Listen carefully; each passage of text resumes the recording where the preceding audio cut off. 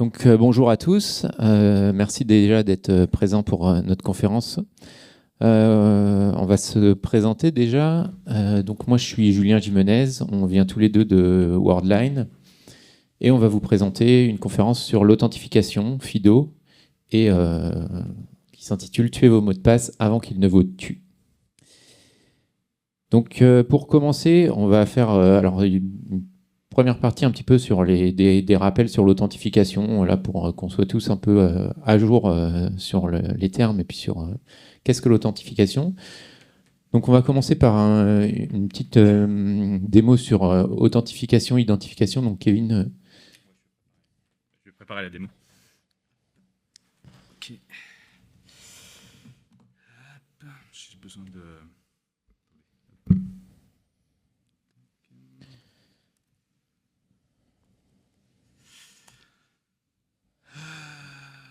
Yes.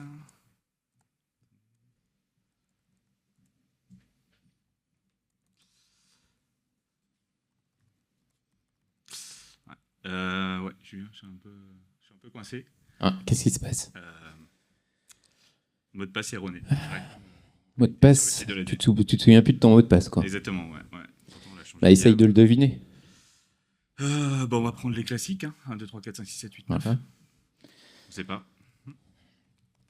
Tu peux essayer mon mot de passe 1, 2, 3, 4. Ouais. Non, toujours pas. Password, peut-être. Admin. Azerty, ouais. C'est peut-être pas mal, ça. Non, rien du tout. Bon, on passe en mot de passe oublié, je pense. La méthode classique, mot de passe oublié. Ouais. Donc là, allez, c'est parti. prépare-toi à recevoir un mail, un OTP.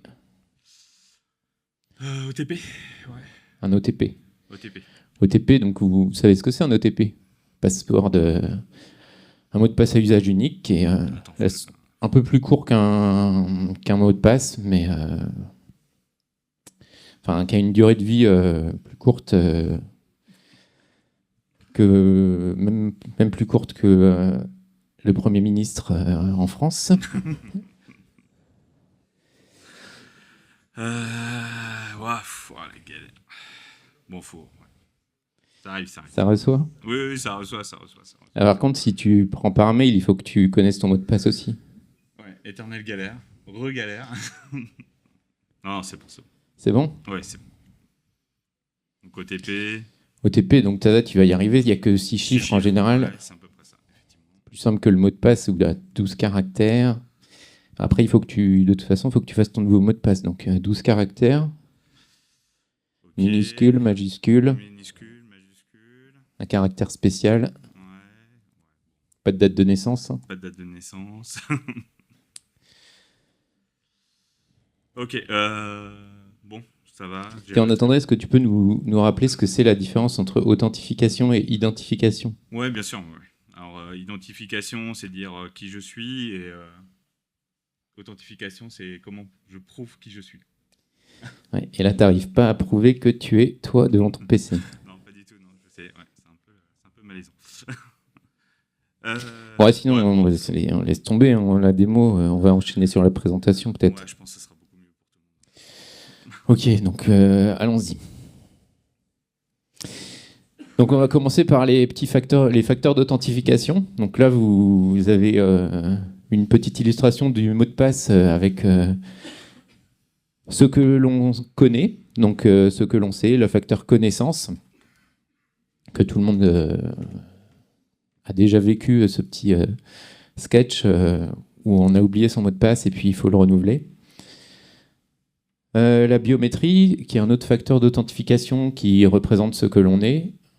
Et puis le dernier facteur, qui est le facteur possession, qui représente ce que je possède. Donc ce que je connais, alors l'avantage de ce facteur, c'est que pour le mot de passe, 99,99% des utilisateurs sont équipés d'un cerveau. Donc tout le monde est équipé pour utiliser ce fameux mot de passe. Je ne mets pas 100% parce qu'il y a toujours des gens, on se demande quand même. Donc ce que je connais, ça peut être aussi un PIN, par exemple pour la carte bancaire, une question secrète, un schéma sur un téléphone, schéma de déblocage.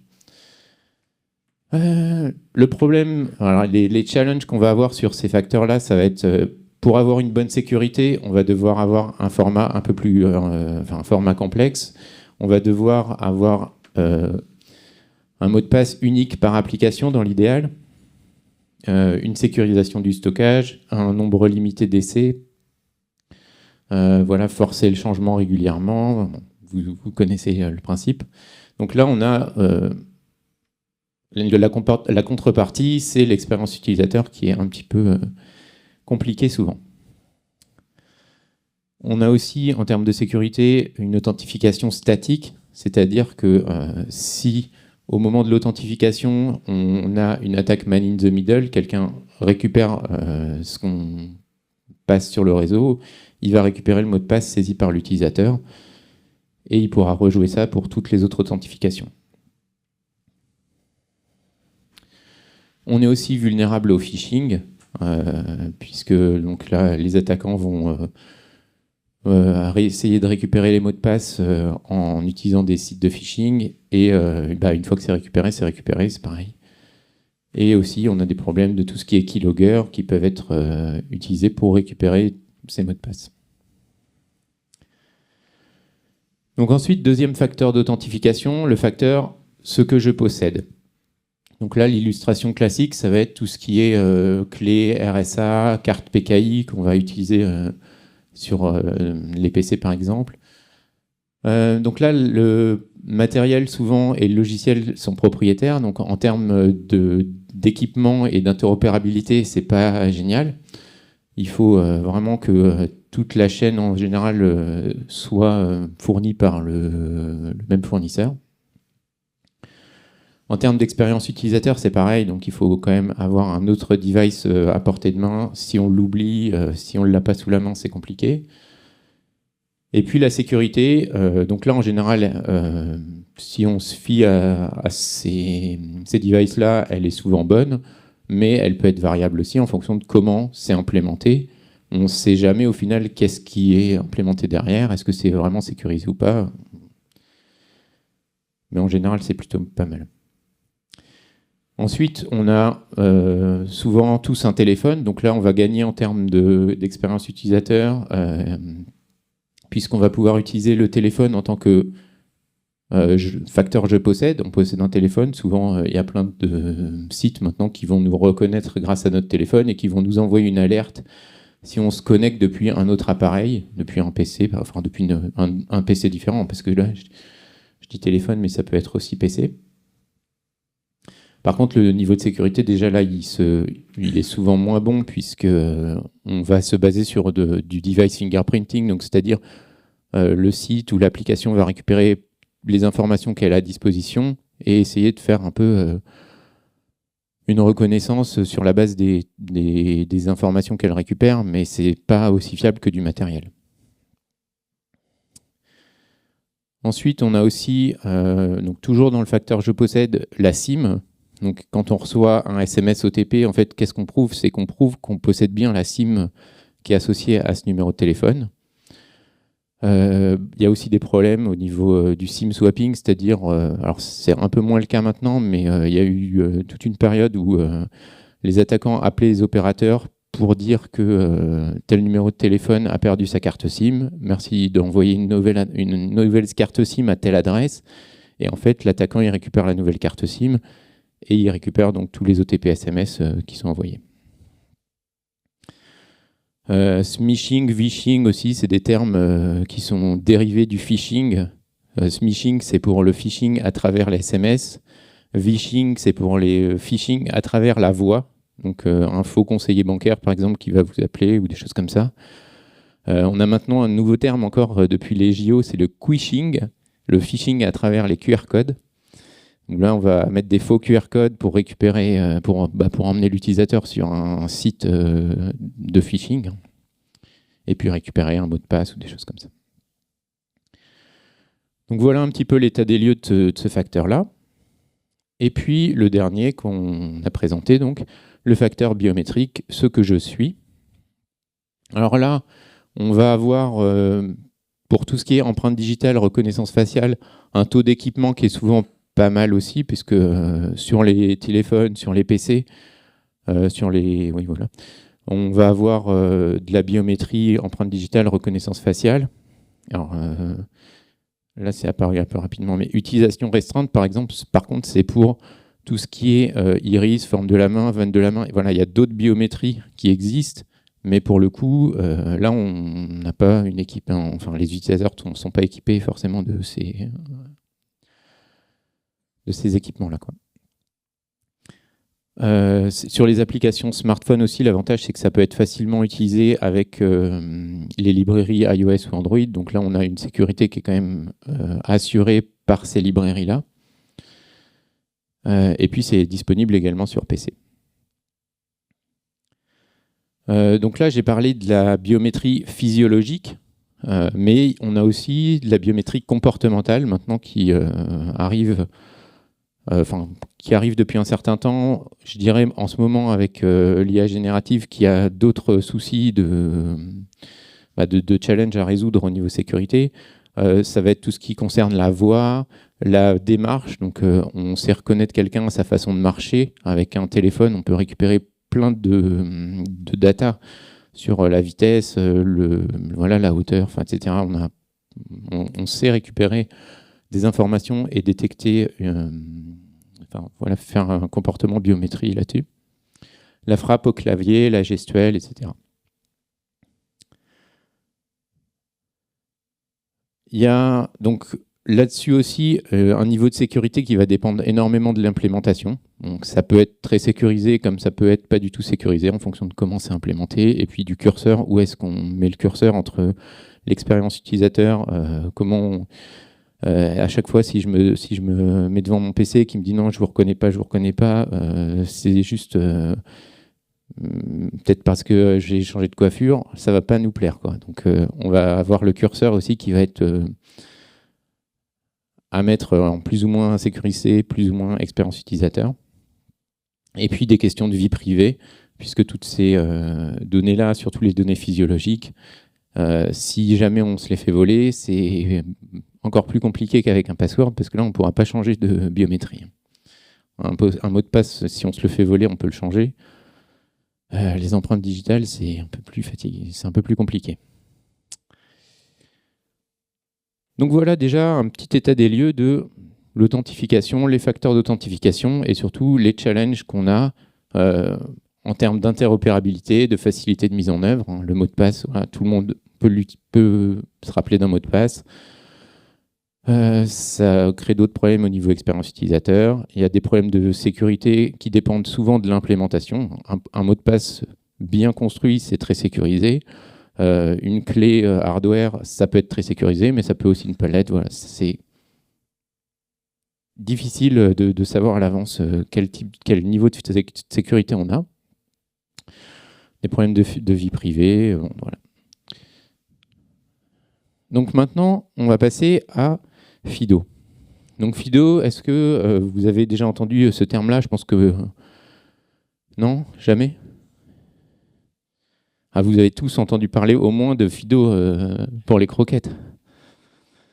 Bon bah, on va pas parler de ça. Donc FIDO, FIDO Alliance, c'est en fait un terme qui veut dire Fast Identity Online. Ça a été créé en 2013 et c'est un protocole qui concerne l'authentification. L'avantage, c'est que c'est un standard. C'est fait pour être sécurisé. Et c'est utilisé sur le device. Ça concerne essentiellement le device utilisateur. Donc on va voir ça. Enfin, ça apporte des contraintes, en tout cas sur le device de l'utilisateur. Et ça utilise la cryptographie asymétrique. Donc voilà en gros ce que c'est FIDO dans les grandes lignes. Et comment alors ça résout nos problèmes d'interopérabilité, pour commencer. Eh bien, en fait, c'est composé de 2 protocoles, pour résumer. Un premier protocole CETAP 2 qui va régir le protocole entre le device utilisateur, donc vraiment le matériel qui est utilisé pour authentifier l'utilisateur, et puis le navigateur. Donc ça va être le protocole qui facilite l'interaction entre l'authenticator, donc je vais détailler un peu après ce que c'est l'authenticator, mais c'est vraiment le device qui sert à authentifier l'utilisateur, et le navigateur. Et ça fonctionne en tandem donc avec le protocole WebAuthent, qui lui va spécifier le protocole entre le navigateur et le serveur. Donc c'est une spécification du W3C qui a été développée donc en collaboration avec cette FIDO Alliance. Et c'est une API qui est directement intégrée au navigateur. Donc ce matin, il y a quelqu'un qui me disait moi l'authentification, je ne touche pas à ça parce que j'ai toujours peur de faire une bêtise. Bah, justement, là, c'est l'avantage. On ne peut pas, entre guillemets, mal coder puisque c'est codé par le navigateur. Donc, on va juste avoir à l'utiliser. Et donc, ça va être à base de crypto asymétrique, comme j'ai dit. Donc, on va voir comment ça gère les clés publiques. Donc, schématiquement, comment ça fonctionne. On va avoir donc notre authenticator. Donc, par exemple, ça peut être Windows Hello, Touch ID, Face ID. Donc, c'est des choses là qu'on retrouve qui sont disponibles sur les PC, sur les smartphones. Le protocole CETAP 2 qui va interagir avec nos authenticateurs et puis le navigateur. Et puis ensuite, le navigateur qui va interagir avec le protocole W3C avec le fournisseur de services. Les authenticateurs, qu'est-ce que c'est ? C'est comme je disais, donc ça peut être de la biométrie, donc reconnaissance faciale, mais après ça peut être aussi de la voix, ça peut être de la biométrie via la reconnaissance de l'iris, une clé USB, une montre. En fait, ça peut être un peu tout puisque le protocole est standardisé, donc chacun peut créer sa partie et je peux très bien vouloir juste créer mon authenticateur FIDO. Si je respecte le protocole, ça fonctionnera avec le fournisseur de services qui respecte le protocole et le navigateur qui respecte le protocole. Les authenticateurs, donc c'est ce que j'ai dit, hein, c'est un dispositif matériel qui est capable d'effectuer une authentification FIDO. On peut les avoir plateforme ou cross-plateforme. Donc plateforme, ça veut dire qu'il va être directement intégré dans le PC ou dans le mobile. Cross-plateforme, ça va être par exemple une clé USB qui pourrait être utilisée à la fois sur un PC, sur un mobile, etc. Et puis, il doit répondre à certaines exigences. Générer une clé crypto, générer une biclé, clé privée, clé publique, générer une signature, stocker les clés privées sur le dispositif utilisateur, et puis avoir un test de présence pour pas que juste j'insère ma clé USB et puis voilà, ça fonctionne. Non, l'utilisateur doit faire un geste pour bien montrer je veux utiliser ma clé FIDO, par exemple. Je regarde l'heure. Ça peut également fournir une vérification de l'utilisateur, donc biométrie, mais voilà. Donc c'est-à-dire ça peut aussi fournir 2 facteurs d'authentification. On peut bien avoir par exemple une clé USB qui va être je possède et à la fois fournir par exemple un lecteur d'empreintes sur cette clé pour fournir le facteur je suis. Donc, ça peut avoir 2 facteurs sur les authenticateurs. Donc ce que je vous disais, c'est que c'est un standard reconnu, donc avec toutes ces entreprises qui sont au board. Donc un petit sondage si vous avez votre téléphone sous la main pour deviner quel GAFAM ne fait pas partie de l'alliance FIDO. Normalement, vous avez juste à scanner le QR code et puis à répondre au sondage si ça fonctionne.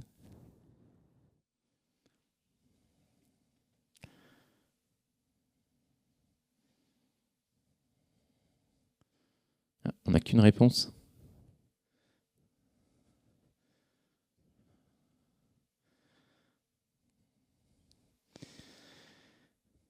Ah, c'est bien. C'est la bonne réponse qui se dégage là. Donc c'est bien ça. Ils ils sont tous dans l'Alliance FIDO. Donc, si vous avez bien regardé, on a tous les GAFAM qui sont dans l'Alliance, donc Google, Amazon, Microsoft, Facebook, Apple. Donc, Apple a été le dernier, en effet, à rejoindre, mais ils ont fini aussi par rejoindre. Donc, quand je vous parle d'interopérabilité, là, on a vraiment une alliance qui regroupe tous les plus gros, donc c'est quand même à noter. Donc ça, c'était la partie interopérabilité. En termes d'expérience utilisateur, là, vous avez par exemple déjà des banques qui utilisent cette authentification. Donc en fait, une fois que je clique sur connexion avec mon ordinateur, par exemple, je vais juste avoir un petit pop-up qui est généré par mon navigateur. Mince. Et puis, je saisis mon empreinte ou je laisse la caméra faire son travail et puis je suis authentifié. Donc, en termes d'expérience utilisateur, c'est quand même plutôt pas mal. On a également quelque chose qui a été... donc là, je pense que vous connaissez plus parce que c'est quelque chose qui a été fait et marketé pour justement démocratiser l'utilisation de FIDO. C'est tout ce qui concerne les passkeys. Donc ça a été fait depuis 2022, donc ça fait à peu près 2 ans que c'est lancé. Et c'est un terme un peu marketing pour expliquer en fait ce que je viens d'expliquer sur FIDO. Et c'est passkeys pour remplacer password, en fait, où en fait on va pas avoir un password, mais on va avoir des clés, vraiment des clés cryptographiques qui vont être utilisées pour le facteur, pour l'authentification, pardon. Donc, comme je vous disais, FIDO basé sur la crypto asymétrique. Et c'est la crypto asymétrique, les clés, qui remplacent le mot de passe.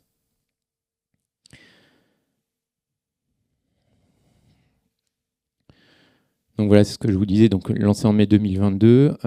Donc en gros, passkey, c'est juste un crédentiel FIDO, hein, c'est le remplaçant du mot de passe. Et puis, ça c'est la petite chose à savoir. Donc passkey, en fait, le problème et l'avantage, c'est que ça peut être sauvegardé et répliqué entre dispositifs à travers les services du cloud de Google ou d'Apple.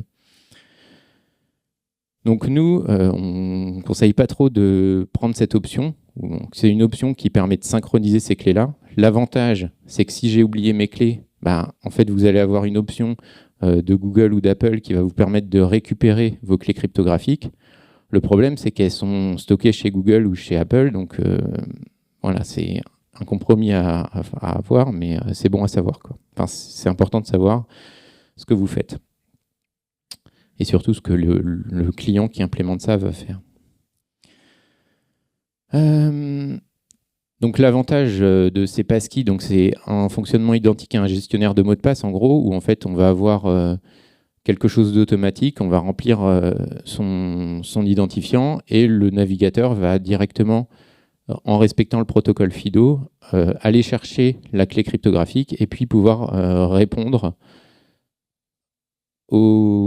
à la demande du serveur. Et on préserve la confidentialité dans le sens où c'est uniquement côté client qu'on va stocker cette clé. Il faut que j'accélère un peu quand même. La sécurité. Alors, je ne sais pas si vous vous souvenez un peu ce qu'on a présenté. Quel est le facteur le plus sécurisé entre possession, biométrie et puis secret, quoi. Mot de passe, on va dire.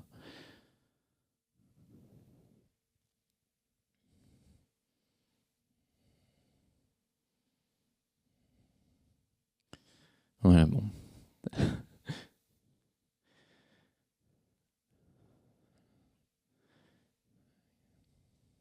Dans cette présentation, tout le monde gagne. Tous sont équivalents. Donc, comme tout à l'heure, tous les GAFAM étaient dans l'alliance. Ici, en fait, tous les authenticateurs sont équivalents. Pourquoi ils sont tous équivalents? Puisqu'en fait, ça dépend de l'implémentation. Ce que je disais, on peut avoir de la biométrie bien implémentée qui va être sécurisée, mais on peut aussi décider d'avoir une biométrie qui marche à chaque fois et qui n'est pas sécurisée. On peut développer une clé USB sécurisée ou alors un truc où on stocke juste la clé privée dans la clé et puis qui n'est pas sécurisée. Pareil pour le mot de passe. On peut mettre un 2, 3, 4 ou on peut mettre un mot de passe super long et s'en rappeler et l'écrire nulle part. Donc, voilà. C'est pas forcément une question de lequel est le plus sécurisé, justement. C'est la multiplication des facteurs qui vont faire que c'est sécurisé. Et c'est l'utilisation de 2 facteurs plutôt qu'un seul qui va faire que c'est plus sécurisé. FIDO, par contre, ne va pas modifier la sécurité intrinsèque des authenticateurs. On va voir comment on gère la partie sécurité dans FIDO.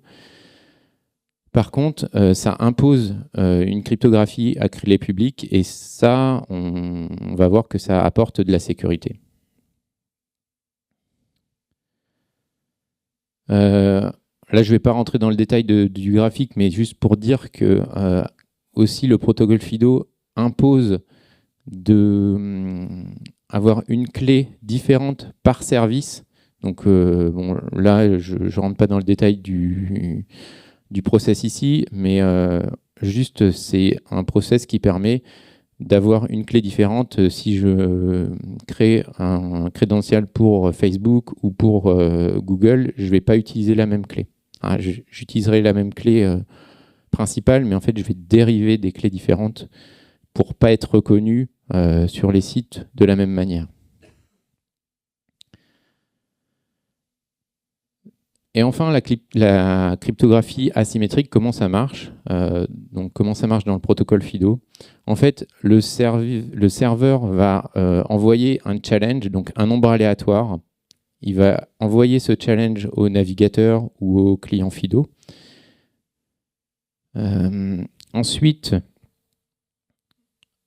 le client FIDO va signer ce challenge et puis il va envoyer sa clé publique associée à cette signature. Et en fait, côté serveur, on va stocker la clé publique de l'utilisateur et faire une liaison entre cet utilisateur et cette clé publique. En ayant bien sûr vérifié que la signature était la bonne. Le fait que la signature soit bonne, ça veut bien dire que l'authenticateur, il possédait la clé privée. Puisqu'en fait, on signe avec la clé privée et on vérifie avec la clé publique. Donc ça, c'était l'enregistrement. Ensuite, lors de l'authentification, c'est la même chose, sauf qu'on a déjà notre clé publique côté serveur. Le serveur envoie un nouveau challenge. Donc, si jamais on a eu une attaque man in the middle la première fois, de toute façon, ça ne servira à rien, puisque là, le nombre aléatoire assigné, il est différent. Donc, la réponse attendue, elle est aussi différente. L'authenticateur, lui, il possède la clé privée, donc il va pouvoir faire la signature, retourner la signature au serveur, et le serveur, grâce à la clé publique, va vérifier que ça a bien été signé par la bonne clé privée. Donc voilà en fait comment ça fonctionne. C'est le principe de la crypto asymétrique d'une signature. Et ça, c'est quelque chose d'obligatoire dans tout authenticateur FIDO. Donc ensuite, je vais laisser Kevin pour les 15 minutes qui restent et qui va vous expliquer le metadata service. Oui, alors pour compléter toute la sécurité autour de FIDO à base de cryptographie à clé publique, en fait, la FIDO Alliance fournit un service qu'on appelle le metadata service. Alors, ce n'est pas un service à proprement parler comme on pourrait imaginer, mais c'est la mise à disposition en fait, d'un fichier. Alors, ce fichier est sous forme d'un JWS. Et dans le payload, donc la première chose qu'on fait évidemment dans un JWS, on va aller vérifier la signature pour bien voir que ce fichier est bien issu de la FIDO Alliance. Et le but de ce fichier, en fait, est de contenir l'ensemble des authenticateurs du marché. Alors, à une petite exception près, entre guillemets, c'est que c'est une action relativement manuelle des constructeurs des authenticateurs. C'est que chaque en fait, constructeur doit s'inscrire dans ce MDS pour mettre à disposition un certain nombre d'informations. Donc, parmi ces informations, on y retrouve notamment le AAGUID, qui est un identifiant unique qui permet d'identifier, comme son nom l'indique, l'authenticateur. Une petite description qui permet de savoir avec quel authentificateur on va parler. Typiquement, sur nos PC, on utilise Windows Hello, donc le nom de l'authentificateur va être Windows Hello Hardware Authenticator. Et puis après, on va avoir un certain nombre d'informations plus liées au fonctionnement de l'authenticateur. Donc notamment comment on va authentifier en gros l'utilisateur, les capacités en fait de l'authenticateur. Donc si on reprend encore une fois l'exemple de Windows Hello, Windows Hello est capable de faire de la reconnaissance faciale, de faire de la reconnaissance d'empreintes digitales. Donc en fait, faut bien comprendre que l'authenticateur en fait va s'appuyer sur ce que vous avez configuré en fait dans votre PC et sur l'écran de déverrouillage. Donc typiquement, nous, si on configure que l'empreinte digitale, lorsqu'on souhaitera s'authentifier avec un authentificateur FIDO, il nous va nous demander tout simplement notre empreinte digitale. Encore quelques informations autour de comment est construit cet authentificateur. Donc, est-ce que j'utilise un authentificateur de type hardware ou software? Et puis un autre champ qui nous intéresse aussi. Alors Julien a parlé beaucoup du fait qu'on ne connaît pas forcément le niveau de sécurité des dispositifs qu'on utilise. Typiquement, est-ce qu'une clé fait ça, quelle capacité elle a? Donc pour répondre à cette problématique, en fait, FIDO propose via des certifications en fait un certain nombre de ce qu'on appelle des levels d'authentificateurs, donc sous forme de L1, L1+, L2. Et donc là, en fait, il n'y a plus trop de mystère. On a à disposition, en gros, en fonction du level, on sait exactement à quoi ça correspond. Et donc, la FIDO Alliance, si vous le souhaitez, peut certifier votre authenticateur et donc lui apposer un level. Donc ce statut peut être assez important. Donc dans notre cas, nous, c'est vrai qu'on travaille essentiellement avec des banques. Donc une demande qui peut revenir de façon assez récurrente, c'est de garantir que l'authenticateur utilisé par un utilisateur a un level de sécurité suffisant. Donc on peut imaginer, en fonction du level, une application bancaire souhaiterait plutôt un level de type 2, alors que peut-être une application de e-commerce, une L1+, pourrait suffire. Donc en plus de ça, on a bien le statut. Donc typiquement, si l'authenticateur a été révoqué par le constructeur ou par la FIDO Alliance, effectivement, on ne souhaite peut-être pas authentifier des personnes avec un authentificateur révoqué. Donc en plus de tout cela, le fichier contient la chaîne de certification de l'authenticateur. Donc, nous, ce qu'on peut faire, c'est à chaque utilisation en fait, d'authentification ou de mécanisme d'enrôlement de l'utilisateur, ce qu'on fait, c'est qu'on va aller vérifier cette chaîne de certificats qui va nous permettre de valider que l'authenticateur qui nous est présenté a bien été émis par le constructeur adéquat. Donc tout ça, en fait, on s'en sert notamment pour ce qu'on appelle créer des politiques de sécurité. Donc ça peut être pour répondre à un ensemble de normes qui nous est imposé potentiellement dans le domaine bancaire.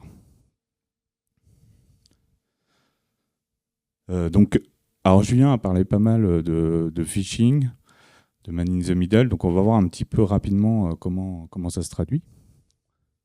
Donc aujourd'hui, le phishing, il faut bien comprendre que c'est un des problèmes récurrents et c'est quelque chose qu'on nous demande régulièrement, en tout cas chez nous, dans nos métiers.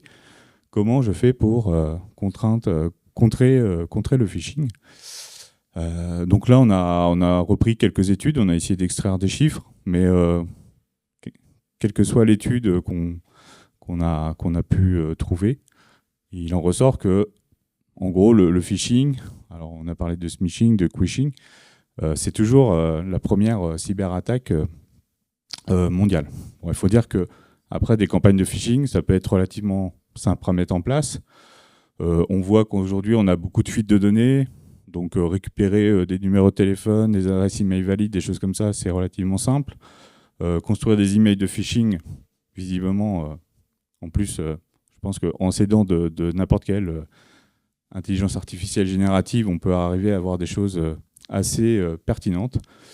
Et donc, le phishing marche très bien, mais je pense que c'est assez simple de se faire avoir par ce genre d'email ou de SMS. N'importe qui, je pense, peut cliquer sur un lien, se faire avoir. Donc, FIDO, pour contrer le phishing ou le man in the middle. Donc, juste pour rappeler, mais Julien l'a un petit peu énoncé, effectivement, si via un site de phishing, via une écoute de réseau, on peut voir passer un certain nombre, on peut voir passer l'identifiant ou potentiellement le mot de passe.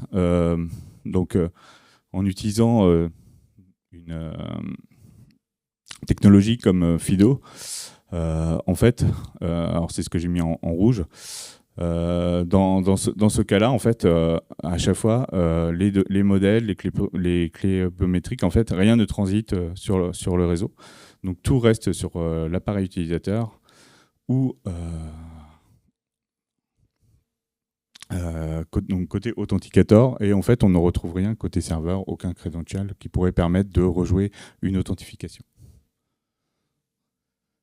Concernant, là j'insiste un peu plus sur le phishing, donc ça c'est quelque chose qui est arrivé assez récemment, je crois que c'était la semaine dernière, en fait une personne a acheté le domaine couv.fr, donc pour faire des attaques de type phishing sur les sites du gouvernement français. Donc depuis, le domaine a été révoqué. Donc côté phishing, en fait, il y a énormément de techniques d'attaque. Donc là, c'est ce qu'on appelle le typo-squatting. Donc c'est juste le fait de changer une lettre qui est très proche d'une autre lettre. Donc comment FIDO peut lutter contre ce genre de choses? Donc en fait, il y a un mécanisme très important dans FIDO qui est on va dire la corrélation des origines. Donc on peut imaginer qu'un site de phishing est sur info.couv.fr, excusez-moi.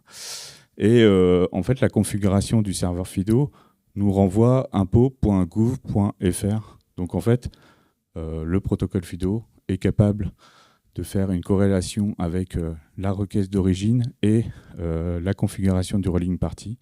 Au moment où, si les deux ne correspondent pas, eh bien, on va avoir une erreur de type JavaScript qui va, en gros, nous dire ça. Donc, ce mécanisme-là peut lutter effectivement contre le phishing. Donc là, on a parlé pas mal d'expériences autour de la sécurité, autour des authenticateurs. Donc, on va voir un petit peu ce que ça veut dire d'implémenter du FIDO. Donc, on ne va pas forcément rentrer énormément dans les détails. On ne va pas voir de code, des choses comme ça, mais c'est juste un petit peu voir un petit peu ce qu'il faut mettre en place et en gros ce qui nous aide à mettre en place FIDO de façon assez facile, on va dire. Donc pour commencer, en fait, il faut bien comprendre que FIDO, le protocole FIDO se découpe en deux parties. Donc il y a une partie qui va être l'enregistrement de l'utilisateur. Donc ça, on l'a un petit peu détaillé, mais le premier message, en gros, on va juste pouvoir s'enregistrer avec donc un username dans le monde FIDO. Ici, ça peut être une adresse mail. Le serveur va renvoyer à la fois le fameux challenge et on va dire toute la configuration du serveur. Donc on peut dire le serveur va être capable de faire un certain nombre d'alcos, des choses comme ça. Donc il va renvoyer ses capacités. Le client, donc dans notre cas, il faut bien imaginer que c'est un site web. Donc quand je dis client, ça va être du JavaScript. Va récupérer ce message et va passer dans les méthodes JavaScript qui vont permettre de communiquer avec un authenticator. À partir de là, l'authenticator, lui, est capable de générer sa clé, de renvoyer la partie publique. Et donc, le client renvoie la partie publique au serveur qui va permettre de stocker la clé publique de cet authenticateur en fonction d'une URI. Donc, côté authentification, c'est exactement le pendant identique. C'est à un moment donné, je souhaite m'authentifier avec le username que j'ai enregistré précédemment. Je renvoie ce fameux challenge, hop, tout ça à l'authenticator, il permet de signer. On renvoie les signatures ainsi qu'un certain nombre d'éléments. Et côté serveur, on valide cette signature avec la clé publique qu'on a enregistrée juste avant, et le serveur peut répondre OK au client. À partir de là, le client peut être authentifié. Donc ça, c'est les deux parcours en gros qu'il faut développer. Donc si on fait un petit focus côté serveur et côté client, il y a plusieurs éléments à implémenter. Donc côté client, alors nous on est parti sur du web. Après, il y a des choses qui existent aussi côté Android et côté iOS. Donc côté client, en JavaScript, on utilise les API qui sont à notre disposition, hein, la Webbot API, qui, on va le voir après, mais se compose en gros de deux méthodes. Cette Webbot API est capable de parler avec ce qu'on appelle la plateforme API. La plateforme API, ça va être ce qui va être implémenté par l'OS, typiquement Windows et macOS, ou iOS ou Android.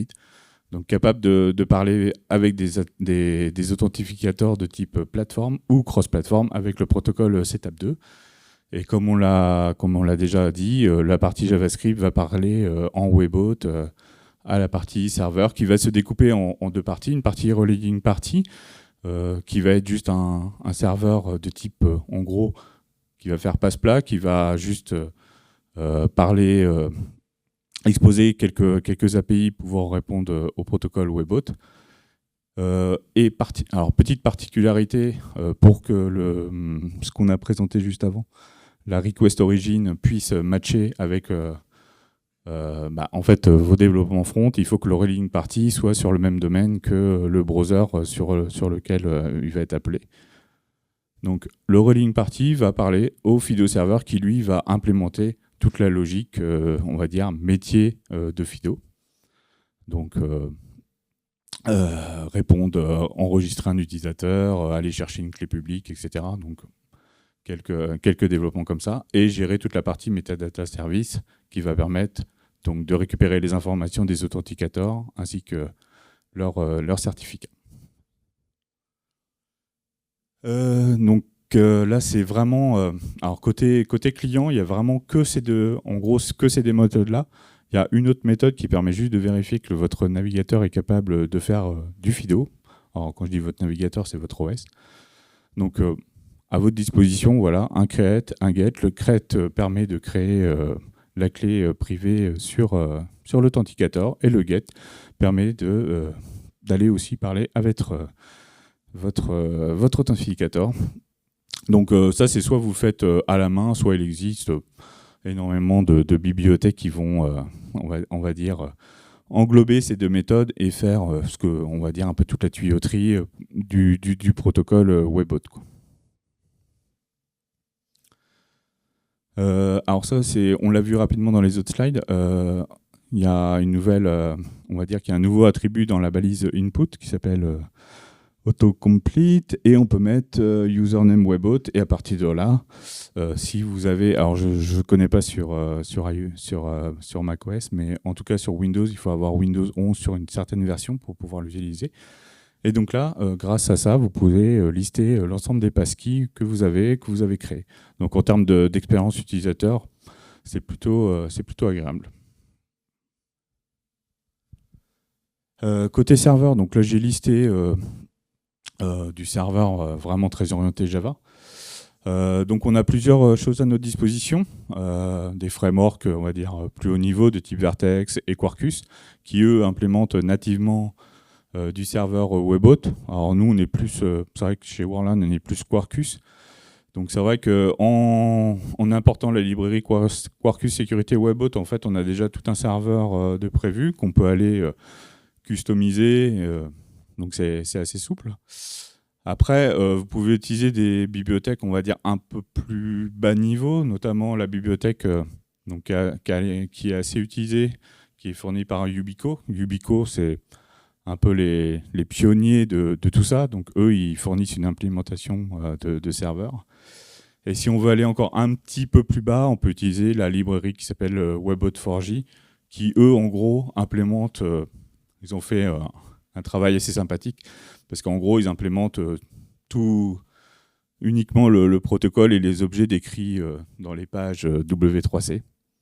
Donc c'est plutôt sympa, on récupère des méthodes de base et tout ce qui a été, voilà, tout le protocole est implémenté dans cette librairie-là. Il y avait Keycloak aussi, mais on n'a pas le temps. Donc en fait, alors là on va pas... Donc là c'est vraiment côté serveur, faut imaginer qu'on a en gros on a 4 endpoints à implémenter.